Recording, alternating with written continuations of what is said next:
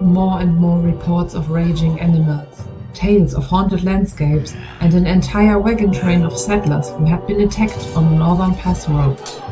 The situation was serious, and Master Tomek's mandate to me was more than clear. I had to buy time for the guilds to work on a solution and restore the balance between light and shadow.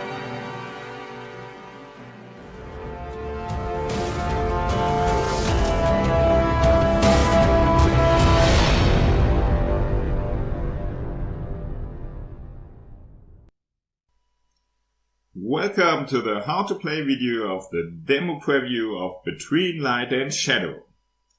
After this video you should be able to play this introduction to the game without reading the rules. But before we start, a quick reminder. This demo is still in development based on your feedback. So some of the icons or the layout may be changed by the time you're watching this, but the rules should be the same. It would also be great if you could provide us with further feedback so we can improve the game even more. But now, let's start with the components you need to play the game. First, of course, you will need these two playing sheets. Place them next to each other in front of you. Additionally, you need a pen and 3 white and 3 black 6-sided dice. But of course you can use any other colors. The last thing you need is a figure that represents your character and with which you can move across the map. Place your character on the map to Barrenfield and you are ready to go to an adventure. To win the game, you need to complete tasks worth at least 4 objective points and return back to Barrenfield. You can complete tasks at locations if you fulfill the requirements. However, you will lose the game immediately if you cross out your last health point, or if you have used too much energy and cross out the last shadow box on the energy bar here. How do you get to these locations and complete tasks? Well, basically the game is played in turns. Each turn you roll your dice and use them to move across the map. When you enter one of the 3 types of framed spaces, a special encounter takes place. After that, a new round begins. So let's take a closer look at the turn order. Each turn consists of 5 phases. You can find the turn phases on the lower right corner of the game board. Just stick to this order. At the beginning of each turn, the first thing you have to do is to cross out 1 energy on your energy bar, starting with the leftmost box. If you cross out an energy box with an arrow pointing down to such a symbol, you also lose 1 food. And don't forget, if you cross out the last box of the energy bar, you have lost. Phase 2 in each turn is simple. Just take all 6 dice, roll them and place them in the available dice box in the top right corner of the game sheet.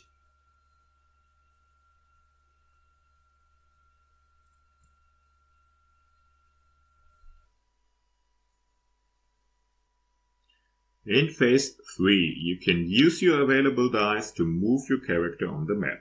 This phase lasts until you either voluntarily end your movement or you enter a framed space.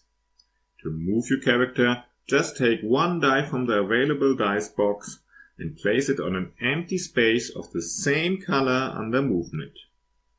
Then you have to move your character in one of the 2 directions shown. If I use this 3 for example, I can move either 1 space down or lower left.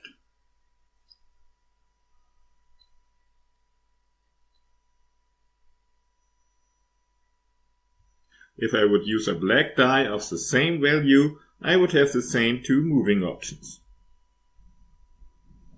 But remember that you can only place 1 die in each box, so I could not use another white 3 for movement. The only restriction while moving is that you can't cross these dotted lines, so you cannot enter red colored spaces. Also remember that your movement ends immediately if you enter a framed space. You can also use a die to manipulate the value of another die of the same color in the available dice box. This is called orientation. To do this, just take a die from the available dice box and place it in one of the boxes under orientation. Now you can add or subtract the value of this die to or from a die of the same color in the available dice box. For example, I can place this 3 in an orientation box and subtract its value from this 5. Then I will get a 2. Now I can use this 2 for movement and move my character one step to the right.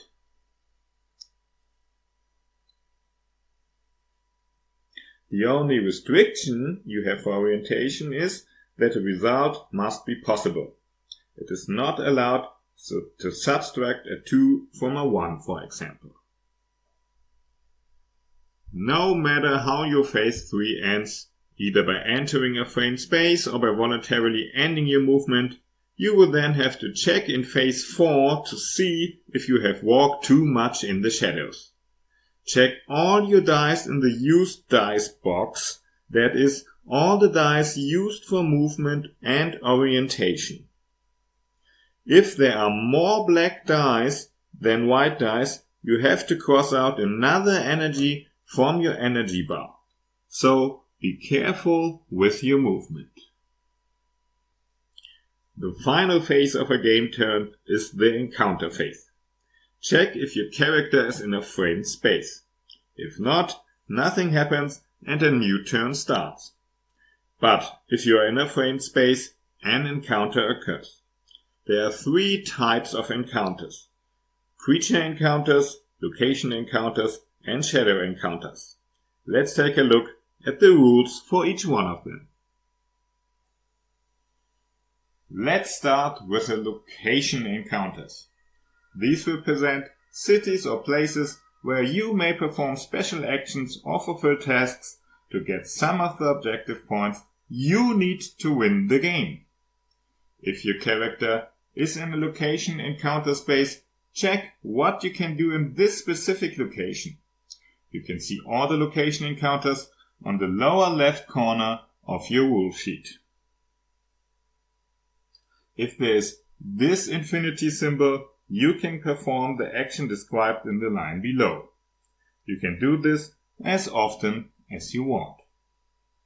But if you see this task symbol, check the condition in the line below. If you meet the condition, cross out all task symbols in this line. Congratulations, you have fulfilled one of the given tasks and are one step closer to winning the game. As a little example, if my character is here in Woodstead, I can exchange money and food as I like in the tavern. And because in this example the spider layer has been crossed out, the druids would heal the victim of the spider, so I would cross out this task symbol. Another type of encounters are the shadow encounters. These represent parts of the landscape that are directly corrupted by the shadow. In these spaces, the outcome of the encounter depends directly on your movement dice, so be careful before entering such spaces. You can find the rules of the shadow encounters on the lower right side of your rule sheet.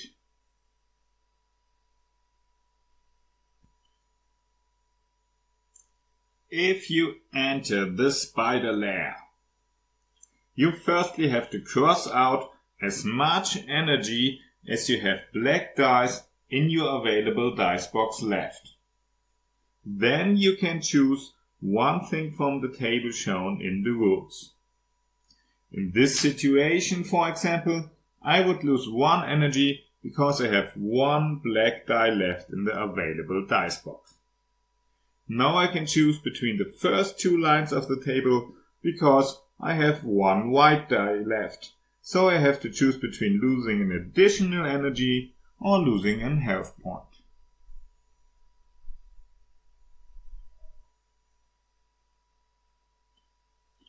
The other kind of shadow encounters are the cursed landscapes. If you have entered such a space, you break the curse that the shadow has cast over the land. That will earn you 2 experience points, but at a price. First, you lose 1 health point. Then you also have to check all the dice in the used dice box. Remember, that are all dice used for movement and orientation. You will lose as much energy as the difference between your black and white dice in the used dice box. So, if you have used 1 black and 1 white die, no problem, you will lose nothing. But if you have used 2 white and 1 black, you will lose 1 energy. In this example, I would lose a total amount of 2 energy because I have used 3 black and only 1 white die. The last thing you have to do if you have broken the curse is to cross out the cursed landscape on the map. This space is no longer cursed and can be entered without restriction from now on. The last kind of encounter spaces are the creature encounters. In these spaces, you have to fight against wild shadow-possessed creatures. But before we talk about fighting rules, let's take a look how to crossing out and receiving supplies. You already know how to cross out 1 energy on your energy bar. Whenever you lose health, food, coins or equipment, you have to cross out 1 corresponding box on your game sheet. But you can only cross out boxes with a solid outer line like this. These are basically the number of things you own. It can happen that you have to cross out something you don't own. If you have to cross out coins and don't have any, you have to cross out a food instead. If you have to cross out food and don't have any, you starve and have to cross out a health point. And remember, if you cross out your last health point, you have lost the game. If you receive something, simply complete the outer line of a dashed box with the matching symbol. From now on, you can cross it out. So, if you receive a food, mark it here. The same applies for equipment. If you receive one of the magical scrolls or potions, complete the dotted line in the equipment area of your game sheet. You can't get health, but you can receive healing potions. When you receive a healing potion, just complete the dotted line of one of the healing potion circles here. These count as normal health points, so if you would lose a health, you could also cross out a healing potion. Now that you know how to cross out things, we can talk about fighting. If you have entered a creature encounter space, you have to fight the creature depicted in this space. A fight always lasts until you enter it voluntarily or reach the creature's shadow might with your own might. The shadow might of a creature always consists of 2 values, which you can find with the creature's stats on your game sheet here. For example, the spider needs a might of 6 and a might of 5 or higher. You will defeat the creature no matter if you reach the shadow might or end the fight voluntarily, but will have to lose something for every shadow might you don't reach. If you enter a fight, take 2 black dice and place them with a value of 1 in the upper fields of your might box here.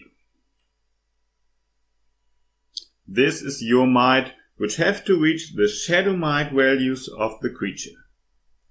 It doesn't matter in which boxes or in which order the dice are, as long as they reach the shadow might. So to beat the spider, it would be okay if the dices are placed this way, or this, or any other way, as long as they have the values needed. Now, take 2 white dice and place them with a value of 4 on these 2 white diamonds in your fighting chart.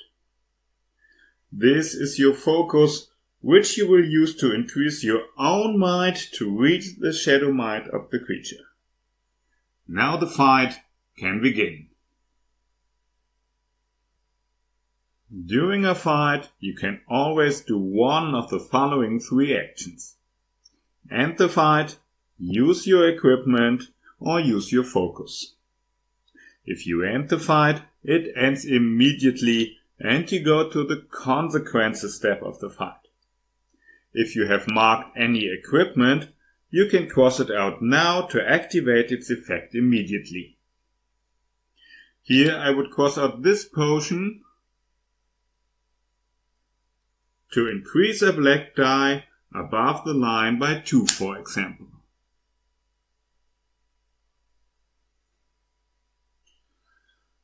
But most of the time you will use your focus. Here you move any of your white die along the arrows and lines to activate a rhombus. To do this, you first have to pay the cost for leaving the rhombus, which are depicted in these fields. They could be empty, so you have to pay nothing, like this one here. You might have to cross out an energy or a health point, like here or here. Or you can see a number in the exit field. If you leave a rhombus through an exit with a number, you have to reduce the value of the die you're moving by that number. So, if I leave here, this 4 will become a 3. It is important now that when the value of any die drops below 1, that die is out of the fight and cannot be used in this fight any longer, so be careful. If you have left a rhombus and paid the cost, move the die along the lines and arrows. You may encounter one of the red circles. These are the reaction of the creature. There are 3 possible reactions: heavy attack, attack, and defensive. If you move your white die along any of these, check the corresponding reaction of the creature and apply it immediately. You will have to cross something out, reduce the white die you are moving at the moment, or reduce any black die. Remember that if any die is reduced to a value below 1, it is removed from the fight. If I move this die, for example, while fighting the centipede, I have to reduce any black die by 1. So, I would lose a might die and can no longer fulfill all the shadow might of the creature.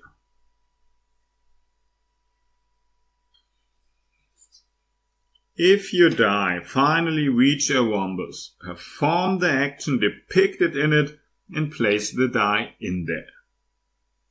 You can find all the actions below your fighting chart, but let's have a quick overview. Here you can increase the value of any might die by 1. So I can increase a black die here or here. In this rhombus, you have to roll any might die and place it in one of the lower boxes.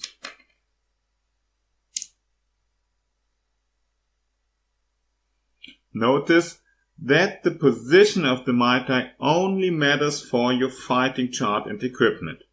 It doesn't matter where your might dice are for reaching the shadow might of the creature. Here you can increase the value of any might die below the line by 1. In this rhombus, you increase the value of any black die by the value of the white die that just moved in.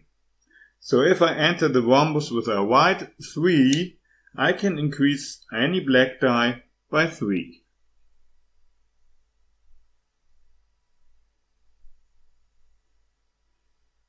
And finally, here you can increase the value of any white die by 2. So you can choose to increase the die in the rhombus or the other focus die.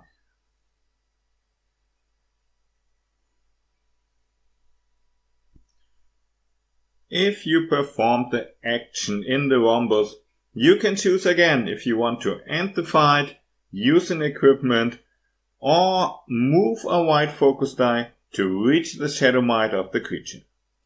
No matter if you reach the shadow might or ended the fight voluntarily, after a fight you always have to perform the 4 consequences.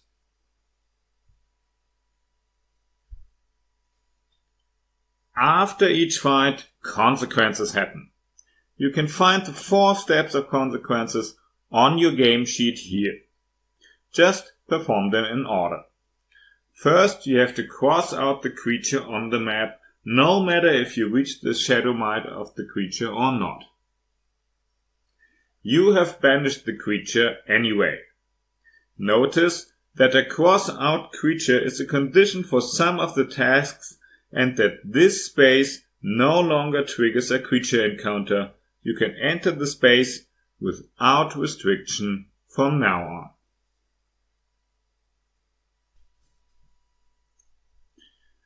The second consequence is the final damage the creature deals to you. For every shadow might you don't have reached with your might, you have to cross out something. If you have reached both shadow might, you can skip this step. You can find the damage in the top left corner of the creature box here. So for example, for each shadow might you don't reach, the spider deals this damage. So you have to cross out 2 health points and 1 energy if you only reach 1 shadow might in the fight. As the third consequence, you will get some experience.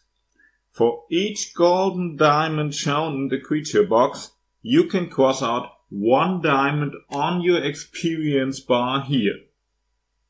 Remember that you can get experience not only for fighting creatures, but also from entering cursed landscapes. If you cross out a red special box, you have unlocked a bonus. You might now cross out one of the connected circles, starting with the 5 on each side. If you have unlocked your second bonus, you can either cross out the 6 on the side you already unlocked, or the 5 on the other side.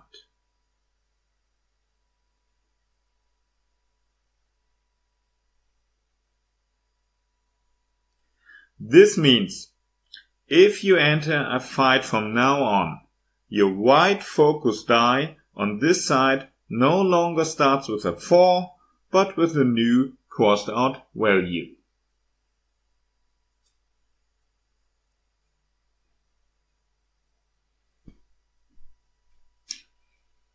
As the final consequence of a fight, you will receive loot.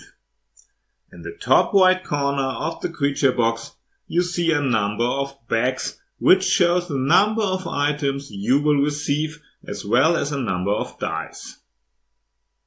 Just roll the dice and place them in the corresponding boxes in your loot table on your game sheet. If you can't place a die, just re-roll it. Now you may choose as many items as there are bags from the intersections of the placed dice. For example, I have defeated the centipede. Now I roll 2 white and 2 black dice and place them on the loot table.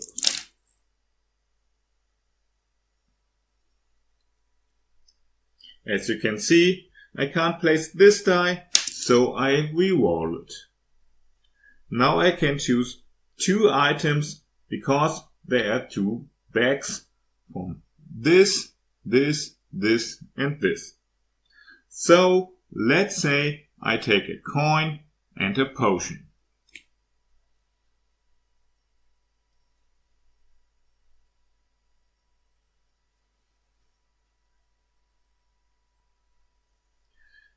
As you can see here, the wasp is a little special.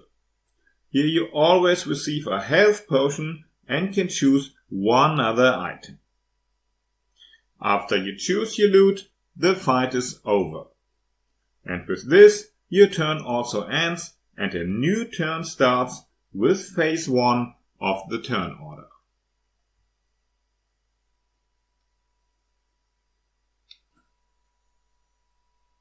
And that's all the rules you have to know to play the game.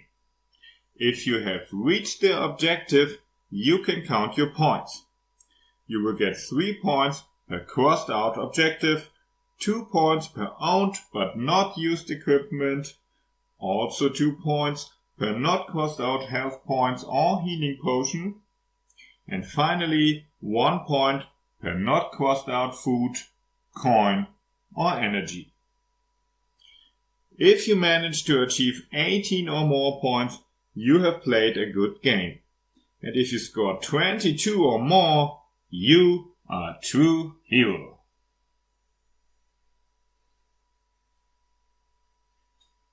So we hope that you will have fun with this demo adventure of Between Light and Shadow.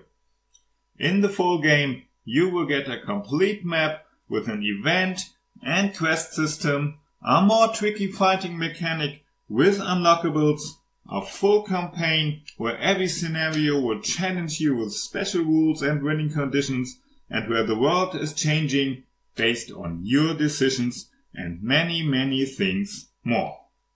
Hope to see you in our crowdfunding campaign, and until then, stay adventurous!